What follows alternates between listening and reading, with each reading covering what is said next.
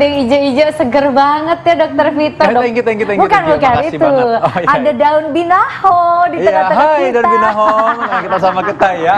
Baik, kita sekarang bersama dengan pakar obat-obat herbal tradisional. Ini Dr. Ingrid Tania, MSI. Dr. Ingrid, gimana, apa kabar? Baik, alhamdulillah. Gimana Dokter Dokter, Vito? ini kita lagi bahas mengenai tanaman yang memang ini menjadi tanaman asli Indonesia. Ceritanya zaman dulu kita sudah tahu bahwa ini adalah tanaman-tanaman yang bisa punya efek obat-obatan. Nah, Bener kita membahas banget. sekarang ini daun binahong terkenal sekali.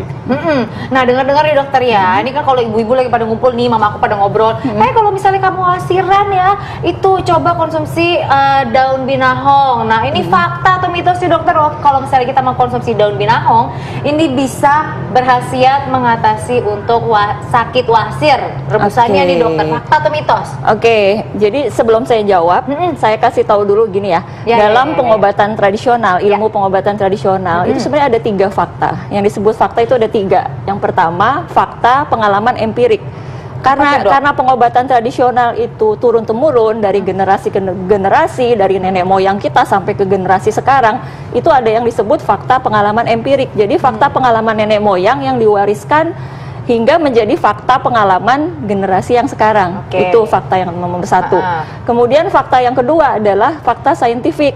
Kalau fakta saintifik itu dari penelitian ya, dari penelitian, tapi biasanya baru terbatas penelitian in vitro ya pada lab misalnya, atau penelitian praklinik itu pada hewan coba. Nah, itu yang disebut fakta saintifik. Terus yang ketiga, fakta klinis. Ya, clinical evidence. Clinical evidence artinya itu faktanya dihasilkan dari pembuktian penelitian klinis atau yang paling tertinggi uji klinik.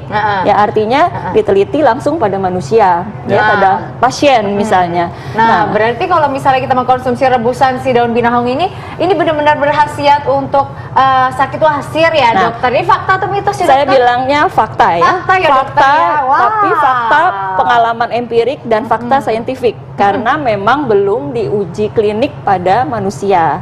Tetapi maksudnya melalui penelitian ya, tetapi dari pengalaman nenek moyang kita sampai sekarang kemudian dibuktikan dengan penelitian praklinik, itu memang bisa membantu mengatasi wasir, terutama wasir yang berdarah.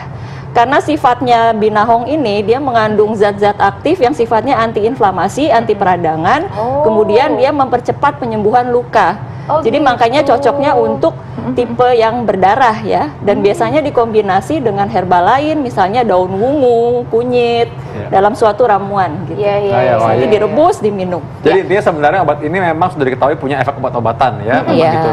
Memang kalau misalnya kita bilang obat untuk penyakit tertentu, tentu aja memang harus ada penelitian lain-lain lagi ya. Tapi kalau mau dikonsumsi sebagai tanaman obat mah boleh-boleh aja. Nah, dokter, ini menarik sekali karena pasien saya kebanyakan pasien jantung ya. Lalu mereka pasien-pasien jantung-jantungan ini bilang bahwa kalau konsumsi ekstrak daun binahong ini bantu menurunkan kolesterol dan mencegah penyakit jantung. Ini fakta atau mitos? Tapi jangan jawab dulu, kita akan bahas sesaat lagi. Yes, ini dia nih dokter. Tadi kan ada tuh pertanyaan soal orang yang sakit jantung-jantungan. Nah, jantung beneran. Ini jantung-jantungan, jantung-jantungan berarti jantung bohongan. Ya, oke. Jantung beneran sekarang. Nah, daun binahong ini dipercaya bisa menurunkan kadar kolesterol dan juga menjaga seorang sehingga terhindar dari penyakit jantung. Ini fakta atau mitos? Fakta ya. Fakta ya dokter ya? Iya, karena memang kembali lagi saya katakan fakta pengalaman empirik dan fakta saintifik. Jadi dari zaman nenek moyang kita sampai penelitian praklinik pada hewan coba, itu memang binahong ini ekstraknya ya, ekstrak binahong ini mampu menurunkan kadar kolesterol total, ya, LDL dan trigliserida. Jadi direbus artinya gitu dok? Iya, direbus. Jadi artinya menurunkan risiko penyakit jantung kan. Terus juga dia juga bersifat anti obesitas.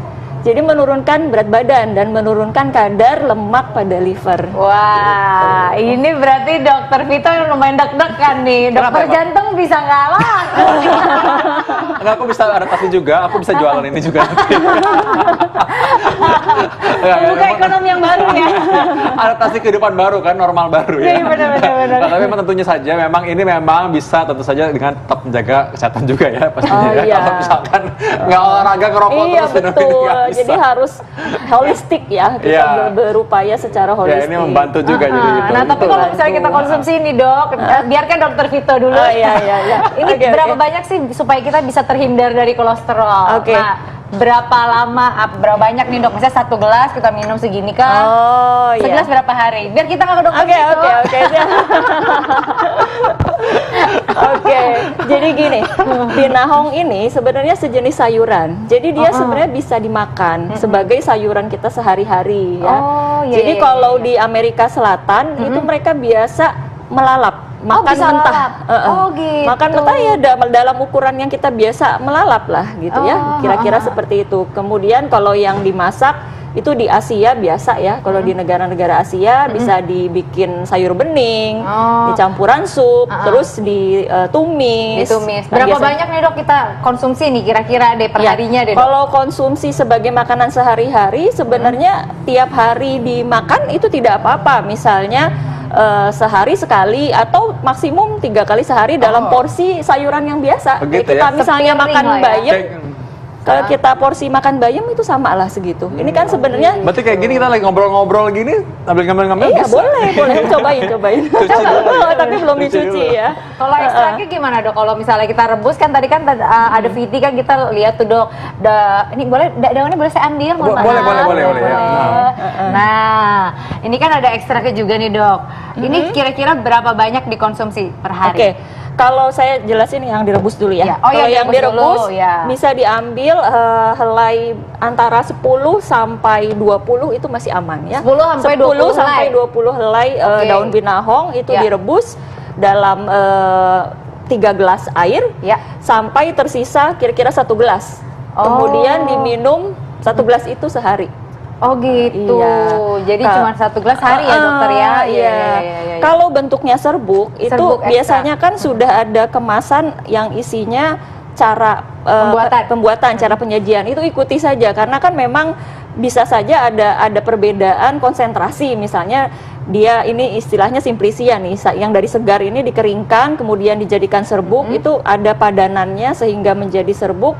Itu misalnya 1 sendok atau 2 sendok diseduh gitu ya. Atau bisa juga yang bentuk udah dalam kapsul. Oh juga ada dokter jadi dalam kapsul, ekstraknya dalam kapsul itu juga ikuti saja petunjuk yang ada pada kemasan ya. Tapi mungkin lebih bagus kita rebus sendiri kali dok ya, langsung minum langsung ya. Iya bisa, tapi kalau keluhannya lebih berat, kita punya keluhan yang lebih berat, itu sebenarnya bagus juga yang ekstrak karena dia lebih terkonsentrasi, dosisnya dalam per sekali minumnya dia lebih besar. Nah, kalau misalnya ngomong soal sakit yang lebih berat, nih kan banyak nih sakit mah ya dokter ya. Sakit mah adalah sakit yang umum. Ini dengar-dengar katanya sakit mah ini bisa diatasi dengan mengkonsumsi daun binahong. Ini fakta atau mitos dokter? Saya jawab fakta lagi nih. Fakta banyak ya, bisa bawa pulang ini. Sakitnya banyak kita ya, muda ya sakitnya. Jadi kembali lagi fakta pengalaman empirik dari nenek moyang kita sampai generasi sekarang dan fakta saintifik lagi. Karena dari pengalaman juga menunjukkan seperti itu, ada perbaikan dari keluhan-keluhan di lambungnya. Kemudian dari penelitian praklinik itu terbukti daun binahong ini bersifat gastroprotektif, artinya melindungi mukosa dari lambung. Oh jadi gitu. 1 gelas 1 hari cukup ya dokter? Iya, lalu indeks ulkus juga dia bisa menurunkan. Itu penelitian tapi masih terbatas pada hewan coba ya, belum diteliti pada manusia. Tapi minimal berarti kalau misalkan mau diminum boleh dong berarti kan? Untuk orang yang penderita lambung pun aman-aman aja gitu ya? Aman, dan sebenarnya membantu kan, membantu mengurangi keluhan-keluhan di lambungnya. Ada lagi nih, ini penyakit sejuta umat yang mungkin Kristal juga kadang-kadang mengeluhkan ya. Ini kalau konsumsi daun binahong ini membantu mengobati asam urat. Ini fakta atau mitos? Fakta. Banyak faktanya banyak ya.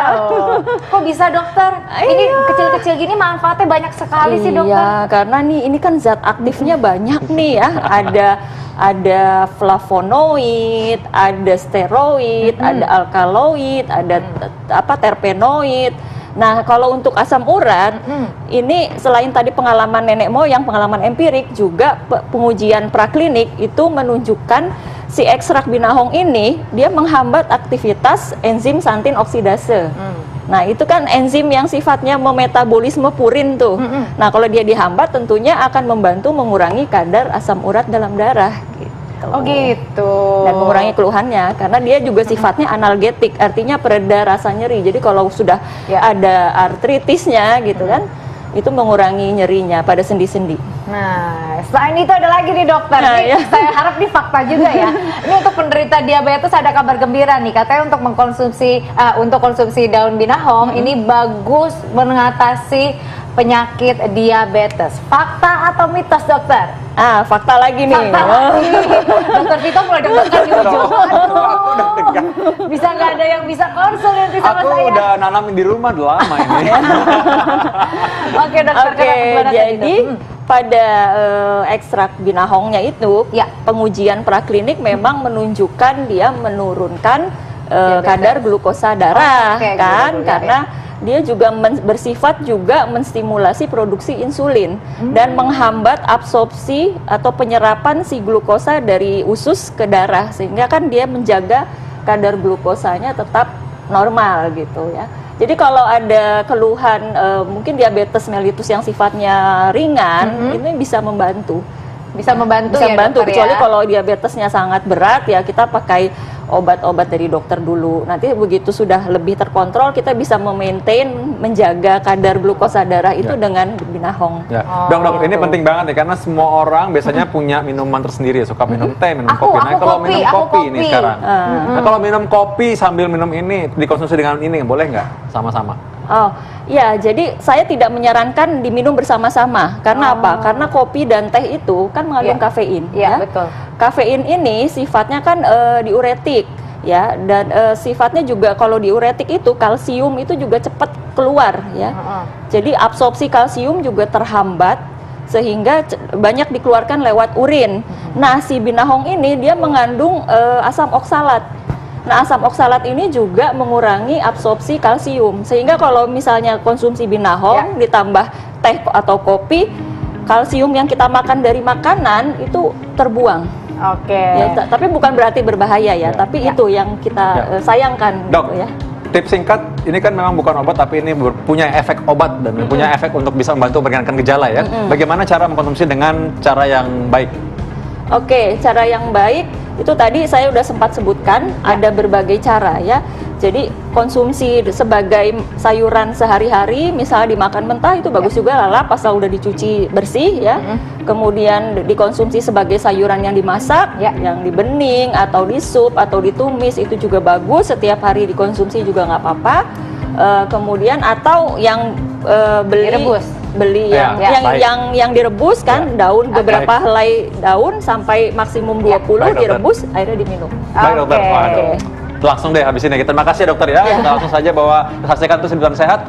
Hidup Sehat tiap Senin sampai Jumat jam 1 sampai pukul 2. Bersama saya dengan Saya Kristina Chani. saya Dr. Vito Damai Indonesia. Hidup Sehat.